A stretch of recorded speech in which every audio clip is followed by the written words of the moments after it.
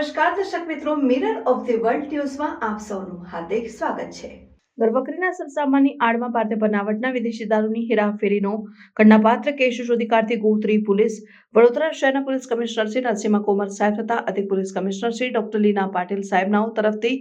આગામી 31મી ડિસેમ્બરના તહેવાર અનુસંધાને ડ્રંક એન્ડ ડ્રાઈવ તેમજ દેશી વિદેશી દારૂના કેસો કરવા અને દારૂ જુગાર નેસ્ત નાબૂદ કરવા સૂચના મળેલ હોય તેમજ અસરકારક કામગીરી કરવા સૂચના મળેલ હોય, જે સૂચનાને આધારે નાયબ police commissioner zone 2 Shri Abhay Soni સાહેબ તથા મદદનીશ police commissioner D division Shri A V Katkar સાહેબ નાઓના માર્ગદર્શન હેઠળ police inspector Shri R N Patel સાહેબની સીધી દોરવણી હેઠળ ગોત્રી પોલીસ સ્ટેશનના